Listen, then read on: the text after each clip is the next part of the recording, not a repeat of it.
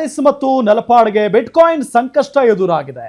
N A Harris ಅವರ ನಿವಾಸದಲ್ಲಿ ಇಡಿ ಅಧಿಕಾರಿಗಳು ನಿನ್ನೆಯಿಂದ ನಿರಂತರವಾಗಿ ಪರಿಶೀಲನೆ ನಡೆಸಿದ್ದಾರೆ. ಈ ಶೋಧ ಕಾರ್ಯಾಚರಣೆಯಲ್ಲಿ ನಗದು ಸೇರಿದಂತೆ ಮಹತ್ವದ ದಾಖಲೆಗಳನ್ನು ವಶಪಡಿಸಿಕೊಂಡಿದ್ದಾರೆ. ಈ ದಾಳಿ ಬಿಟ್ಕಾಯಿನ್ ಹಗರಣಕ್ಕೆ ಸಂಬಂಧಿಸಿದ್ದು ಅಂತ ಹೇಳಲಾಗ್ತಾ ಇದೆ. ಪ್ರಮುಖ ಆರೋಪಿ ಶ್ರೀಕಿಯನ್ನ ಸಹ ತನಿಖೆಯ ವ್ಯಾಪ್ತಿಗೆ ತರಲಾಗಿದೆ. ಆದ್ದರಿಂದ ಹ್ಯಾರಿಸ್ ಮತ್ತು ನಲಪಾಡ್ಗೆ ಬಿಟ್ಕಾಯಿನ್ ಸಂಕಷ್ಟ ಕಾಡತೊಡಗಿದೆ. ಏನೋ ಇಡಿ ದಾಳಿ ವಿಚಾರಕ್ಕೆ ರಾಜಕೀಯ ವಾಕ್ಸಮರ ಜೋರಾಗ್ತಾ ಇದೆ. ಬಿಜೆಪಿಗೆ ಇಡಿ, ಐಟಿ ಮತ್ತು ಸಿಬಿಐಗಳೇ ರಾಜಕೀಯ ಅಸ್ತ್ರ ಅಂತ ಕಾಂಗ್ರೆಸ್ ನಾಯಕರು ಮುಗಿಬಿದ್ದಿದ್ದಾರೆ. ಶಾಸಕ ಹ್ಯಾರಿಸ್, ಪುತ್ರ ಮೊಹಮ್ಮದ್ ನಲ್ಪಾಡ್, ಸಚಿವ ಜಮೀರ್ ಅಹ್ಮದ್ ಸೇರಿದಂತೆ ಇದೊಂದು ರಾಜಕೀಯ ಪ್ರೇರಿತ ದಾಳಿ ಅಂತ ಗುಡುಗಿದ್ದಾರೆ. ಇಡಿಗೆ ದಾಳಿ ಮಾಡೋಕೆ ಕಾಂಗ್ರೆಸ್ನವರೇ ಸಿಗೋದಾ? ನಾನು ಸೇರಿದಂತೆ ಕಾಂಗ್ರೆಸ್ನವರ ಮೇಲೆ ರೇಡ್ ಆಗಿತ್ತು, ಎಲ್ಲಾದ್ರೂ ಬಿಜೆಪಿ ನಾಯಕರ ಮೇಲೆ ರೇಡ್ ಆಗಿದೆಯಾ ತೋರಿಸಿ ಅಂತ ಜಮೀರ್ ಅಹ್ಮದ್ ಖಾನ್ ಹೇಳಿದ್ದಾರೆ. ನಾನು ಹೆಂಗೋ ಕಷ್ಟಪಟ್ಟು ಒಂದು ಯೂತ್ ಕಾಂಗ್ರೆಸ್ ಅಧ್ಯಕ್ಷನಾಗಿ ಒಂದು ಸ್ಥಾನಮಾನ ತಗೊಂಡು ಒಳ್ಳೆ ಕೆಲಸ ಮಾಡಿ ಅವ್ರಿಗೆ ಒಳ್ಳೆ ಹೆಸರು ತರೋಣ, ಒಳ್ಳೆ ಒಂದು ಮೊಮೆಂಟಮ್ ಆಗ್ಬೇಕು, ನಾನು ಒಬ್ಬ ಒಳ್ಳೆ ಮಗ ಆಗ್ಬೇಕು. ನನ್ನ ತಂದೆ ಹೆಂಗೆ ಅವ್ರ ತಾತ ಆಗಿದ್ದಾರೆ ಅದೇ ರೀತಿ ನಾನು ಒಳ್ಳೆ ಒಬ್ಬ ಮಗ ಆಗ್ಬೇಕು ಅಂತ ಪ್ರಯತ್ನ ಪ್ರತಿ ಬಾರಿ ಪಡ್ತೀನಿ. ಆದ್ರೆ ಯಾವುದೋ ಒಂದು ಕೇಸನ್ನ ಇಟ್ಕೊಂಡು ನಮ್ಮನ್ನ ಟಾರ್ಗೆಟ್ ಮಾಡಬೇಕು, ನಮ್ಮನ್ನ ಹಾಳು ಮಾಡಬೇಕು, ನನ್ನ ತಂದೆಗೆ ಅವ್ರಿಗೆ ಸ್ಥಾನಮಾನ ಸಿಗದೆ ಇರಬೇಕು, ಟೈಮಿಂಗ್ ಮಾಡ್ತಾ ಇದ್ದಾರೆ. ಯಾವ್ದಾನ ರೇಡ್ ಆಗಿದೆಯಾ? ಬಿಜೆಪಿ ಮುಖಂಡರ ಮೇಲೆ ನಮ್ಮ ರಾಜ್ಯದಲ್ಲಿಲ್ಲ, ಇಡೀ ದೇಶದಲ್ಲಿ ಬರೀ ಕಾಂಗ್ರೆಸ್ ಅವರೇ ಸಿಕ್ಕದಾ? ಈಗ ನನ್ನ ಮನೆಯಲ್ಲೂ ರೇಡ್ ಆಗಿತ್ತು, ಭಾಳ ಜನ ಕಾಂಗ್ರೆಸ್ ಮುಖಂಡರಿಗೆಲ್ಲ ರೇಡ್ ಆಗಿದ್ದು. ನಿನ್ನೆ ಹಾರಿಸ್ ಅವ್ರಿಗೆ ರೇಡ್ ಆಗಿದ್ದಾರೆ. ಯಾವತ್ತನ ಬಿಜೆಪಿ ಅವ್ರ ಮುಖಂಡರ ಮೇಲೆ ರೇಡ್ ಆಗಿರೋ ತೋರಿಸಿ, ಒಂದು ಉದಾಹರಣೆ ತೋರಿಸಿ ನನಗೆ. ಒಂದು ಉದಾಹರಣೆ ನಾನು ಮಾಡಿದ ತಪ್ಪಂತ ಇಲ್ಲ, ಏನೋ ಒಂದು ಇದೆ ಮಾಡಿರ್ಬೋದು. ಆ ತನಿಖೆ ನಡೀತಾ ಇದೆ, ತನಿಖೆ ನಡೆದಾದ್ಮೇಲೆ ಸತ್ಯಾಂಶ ಆಚೆ ಬರ್ತದೆ. Whatever it is. B J ಪಿಯವ್ರಿಗೆ ಏನಕ್ಕೆ ಮಾಡ್ತಾ ಇಲ್ಲ? ಇವರೆಲ್ಲ ಸತ್ಯ ಹರಿಶ್ಚಂದ್ರ ಇವರು ಬಿ ಜೆ ಪಿಯವರು. ಈಗ ನಮ್ಮ ರಾಜ್ಯದಲ್ಲೇ ಎಲ್ಲಿದ್ದರು 2008 ಅಧಿಕಾರಕ್ಕೆ ಬರೋದು ಮುಂಚೆ ನಾನು ಪಟ್ಟಿನೇ ಕೊಡ್ತೀನಿ ನಿಮಗೆ, ಯಾರ್ಯಾರು ಎಲ್ಲೆಲ್ಲಿದ್ರು, ಇವತ್ತು ಯಾವ ಮಟ್ಟದಲ್ಲಿದ್ದಾರೆ ಅಂತ ಹೇಳ್ಬಿಟ್ಟು ಪಟ್ಟಿನೇ ಕೊಡ್ತೀನಿ. ಅದು ಕಾಣ್ತಲ್ಲ ಅವ್ರಿಗೆ? ಬರೀ ಕಾಂಗ್ರೆಸ್ ಅವರೇ ಕಾಣ್ತಾ ಇರೋದು ಅವ್ರಿಗೆ. ಬೇಕಂತಾನೆ ಅವರು ಕಾಂಗ್ರೆಸ್ ಅವ್ರನ್ನ ಟಾರ್ಗೆಟ್ ಮಾಡ್ತಾ ಇದ್ದಾರೆ. ಜಮೀರ್ ಅಹ್ಮದ್ ಅವ್ರು ಹೇಳ್ತಾ ಇರೋದು ಅಲ್ಲ, ಮೇಲ್ನೋಟಕ್ಕೆ ಹಂಗ ಅನ್ಸುತ್ತೆ. ಯಾಕಂದ್ರೆ ಇತ್ತೀಚೆಗೆ ಚುನಾವಣೆಗಳ ಸಂದರ್ಭಗಳಲ್ಲಿ ನಡೀತಾ ಇರುವಂತಹ ರೇಡ್ಗಳು, ಅದು ಐಟಿ ಆಗಿರ್ಬೋದು, ಇಡಿ ಆಗಿರ್ಬೋದು, ಅಥವಾ ಸಿಬಿಐ ಆಗಿರ್ಬೋದು, ಆ ರೇಡ್ಗಳು ಕೇವಲ ಕಾಂಗ್ರೆಸ್ ನಾಯಕರನ್ನ ಗುರಿಯಾಗಿರಿಸಿಕೊಂಡು ಅಥವಾ ಪ್ರತಿಪಕ್ಷದ ನಾಯಕರುಗಳನ್ನೇ ಗುರಿಯಾಗಿರಿಸಿಕೊಂಡು ನಡೀತಾ ಇರುವುದು. ಅದರ ಬಗ್ಗೆ ಕಾಂಗ್ರೆಸ್ ಮತ್ತು ಇತರೆ ಪ್ರತಿಪಕ್ಷಗಳು ಪದೇ ಪದೇ ವಾಗ್ದಾಳಿಯನ್ನ ನಡೆಸ್ತಾ ಇರೋದು, ಖಂಡಿಸ್ತಾ ಇರೋದು ನಾವು ನೋಡ್ಕೊಂಡೇ ಬಂದಿದ್ದೀವಿ. ಜಮೀರ್ ಅಹ್ಮದ್ ಖಾನ್ ಹೇಳ್ತಾ ಇದ್ದಾರೆ, ಬಿಜೆಪಿ ನಾಯಕರು 2008 ಮುಂಚೆ ಹೇಗಿದ್ರು ಮತ್ತೆ 2008 ನಂತರ ಯಾರ್ಯಾರ ಆಸ್ತಿಗಳು ಎಷ್ಟೆಷ್ಟು ದೊಡ್ಡ ಪ್ರಮಾಣದಲ್ಲಿ ಏರಿಕೆ ಆಗಿದೆ ಇದೆಲ್ಲ ಅವ್ರಿಗೆ ಕಣ್ಣಿಗೆ ಕಾಣಿಸೋದಿಲ್ವಾ? ಕೇವಲ ಕಾಂಗ್ರೆಸ್ ನಲ್ಲಿ ಮಾತ್ರ ಭ್ರಷ್ಟರಿದಾರ, ಅವರೆಲ್ಲ ಸತ್ಯ ಹರಿಶ್ಚಂದ್ರನ ಅಂತ.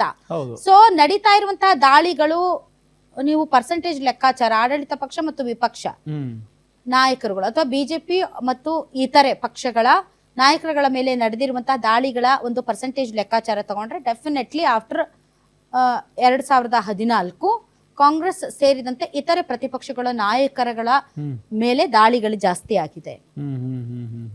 ಹಂಗಂತ ತಪ್ಪಿತಸ್ಥರು, ತಪ್ಪು ಮಾಡಿದವರು ಅವ್ರನ್ನ ಬಿಟ್ಬಿಡ್ಬೇಕಂದ್ರೆ ಬಿಡಬಾರ್ದು. ಬಟ್ ತಪ್ಪು ಮಾಡಿದವ್ರು ಎಲ್ಲರನ್ನೂ ಕೂಡ ಹಿಡಿಬೇಕು. ಪಿಕ್ ಅಂಡ್ ಚೂಸ್ ಮಾಡಿ. ಇವತ್ತು ಅವರು ಸಿಬಿಐ ರೇಡ್ಗಳಿಗಾಗಿ ಅವ್ರು ಭ್ರಷ್ಟರು ಅಂತ ನೀವು ಭಾಷಣ ಹೊಡೆದು ನಾಳೆ ನಿಮ್ ಪಾರ್ಟಿಗೆ ಬಂದ್ಮೇಲೆ ಅವರಂತ ಶುಭ್ರರು ಯಾರು ಇಲ್ಲ ಅನ್ನೋ ತರದಲ್ಲಿ ಅವರನ್ನ ನಡೆಸ್ಕೊಳ್ಳೋದಿದೆಯಲ್ಲ, ಅದು ಒಂದು ಪೊಲಿಟಿಕಲ್ ವೆಂಡೇಟಾ ಅನ್ನೋ ತರದಲ್ಲಿ ಭಾಸ ಆಗುತ್ತೆ. ಈಗ ಈ ವಿಚಾರದಲ್ಲಿ ಹ್ಯಾರಿಸ್ ಮತ್ತು ಅವರ ಮಗನ ವಿಚಾರದ ನಲ್ಪಾಡ್, ಈಗ ನಲ್ಪಾಡ್ ಒಂದ್ ಮಾತು ಹೇಳ್ತಾ ಇದ್ರು, ನಾನು ಮೊದ್ಲು ಹೆಂಗೆಂಗೋ ಇದ್ದೆ, ಬಟ್ ಅದಾದ್ಮೇಲೆ ನಾನು ಒಂದು ಪಾಠ ಕಲ್ತಿದ್ದೀನಿ. ನನ್ನ ತಂದೆ ತಾತ ಅವರ ಲೆಗಸಿಯಲ್ಲಿ ನಾನು ಕೂಡ ಒಳ್ಳೆ ಕೆಲಸಗಳನ್ನ ಮಾಡಿ ನಾನು ಒಳ್ಳೆ ಮಗ ಅನ್ಸ್ಕೊಳ್ಬೇಕು ಅನ್ನುವಂತ ಪ್ರಯತ್ನದಲ್ಲಿದ್ದೆ.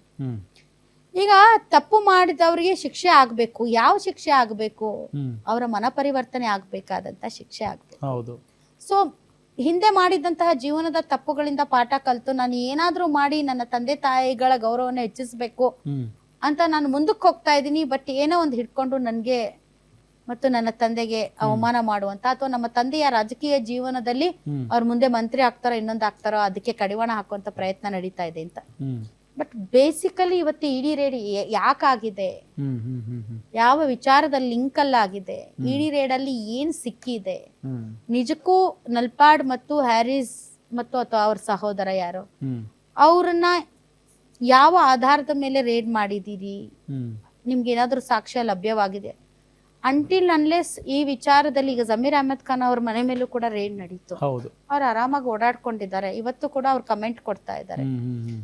ಅಂದ್ರೆ ಅರ್ಥ ಏನ್ ಸಿಕ್ತು ಏನ್ ಸಿಕ್ಕಿಲ್ಲ, ಅವ್ರ ಅಪರಾಧಿನ ಅವ್ರು ಇಲ್ವಾ, ಅವ್ರು ನಿಜಕ್ಕೂ ಕೂಡ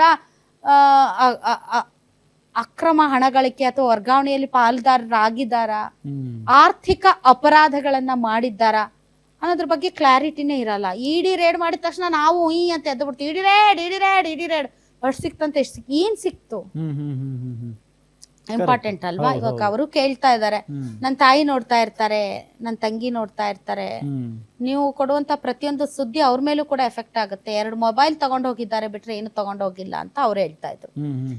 ಸೊ ಇಂತಹ ವಿಚಾರಗಳು ಕೇವಲ ಸುದ್ದಿ ಆಗೋದಕ್ಕೆ ರೇಡ್ಗಳು ನಡೀತಾವ, ಆಕ್ಚುಯಲ್ ಆಗಿ ಅಲ್ಲಿ ಏನಾದ್ರೂ ಸಿಗುತ್ತಾ ಸಿಗಲ್ವಾ, ಅವರ ಆರ್ಥಿಕ ಅಪರಾಧಗಳನ್ನ ಎಸಗಿದಾರ ಎಸಗಿಲ್ವಾ, ಈ ತರದ ಕನ್ವಿಕ್ಷನ್ ರೇಟ್ ಆಗ್ಲಿ ಕ್ಲಾರಿಟಿ ಆಗ್ಲಿ ಸಿಗದೇ ಇಲ್ಲ. ಹೌದು, ಹೆಸರು ಮಾತ್ರ ಹಾಳಾಗಿ ಹೋಗಿರುತ್ತೆ. ಸೊ ಈ ಪರ್ಟಿಕ್ಯುಲರ್ ಕೇಸಲ್ಲಿ ಏನಾಗಿದೆ ಅನ್ನೋದ್ರ ಬಗ್ಗೆ ಇನ್ನಷ್ಟೇ ಮಾಹಿತಿ ಬರ್ಬೇಕಾಗಿದೆ ಅಷ್ಟೇ. ಹೌದು.